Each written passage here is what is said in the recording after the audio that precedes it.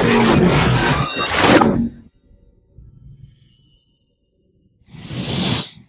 guys, welcome back to the channel. Hope you guys are doing fantastic. Check it out. Before I get into this video, if you want to subscribe to my bike channel where I do motor vlogs and all that, there's going to be a link down below. And obviously, if you want to support the channel, you could become a patron.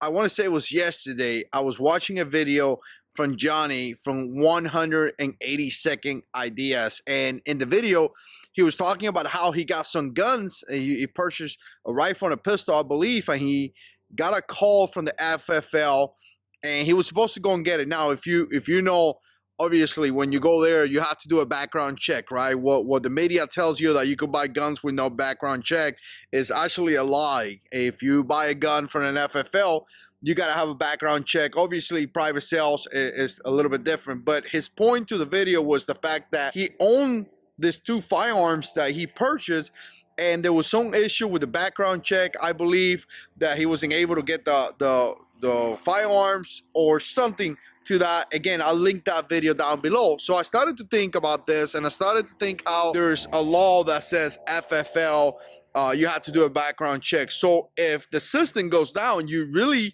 cannot purchase a gun because the FFL will be in violation of selling you your gun. So you could literally go there, law-abiding citizen, to buy a gun to protect your family, to protect your property, to protect or whatever, you know, for whatever reason you want, and you can't buy it because the system is down. Now, pass into today. I was talking to a good friend of mine, Andrew, you know, great guy. We used to work together, and it's a fantastic guy.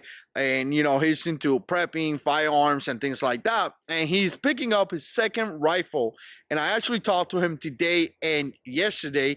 And yesterday, he's supposed to pick up this AR-15 from SEG. And again, you know, I'll tell him, hey, once you get it, take some pictures, send it to me. Again, he never sent me the pictures, but today he calls me, and he just recently, from the recording of this video, about 15 minutes or 20 minutes ago, he was sending me the pictures of the rifle. But he tells me that he goes to buy the gun, and there is an 8-hour waiting, 8 hours to get a background check. So I said, well, that literally explains why you haven't sent me, again, why you didn't send me the pictures yesterday. He says, I went to go and get the gun. I had to do the background check. I picked it up today because, again, it's about 8 hours.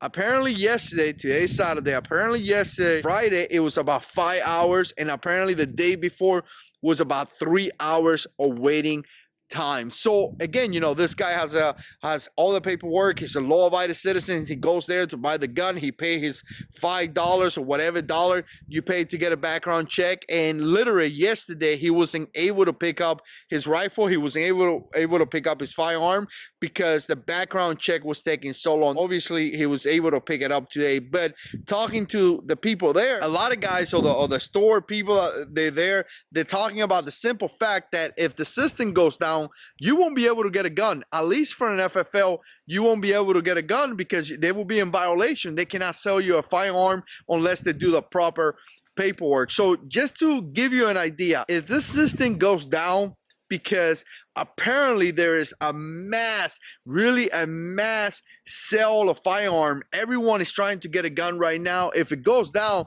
really, it's going to be very difficult for you to buy a gun, at least for an FFL, because again, they won't be able to comply with the regulations that they have to comply. So your only choice will be private sale or something like that, right? So, you know, it's kind of scary because here's the thing, you know, we have the right to own firearms. We have to, you know, the right to exercise a Second Amendment. Obviously, if you go and buy a gun, and, you know, for people like me and you, may not be such a big deal because we have multiple firearms.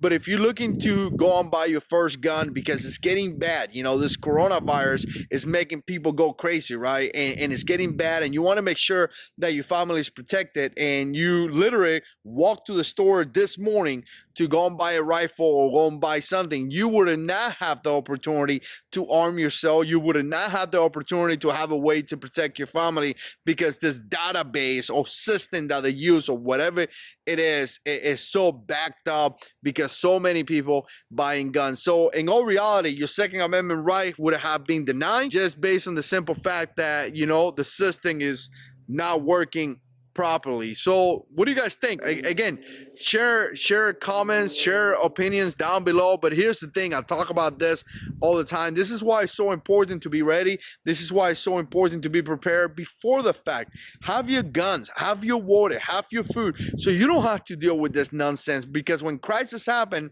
things like this always happen. Little man is coming out. Let me know what you think. Put comments down below, and as always, God is in control.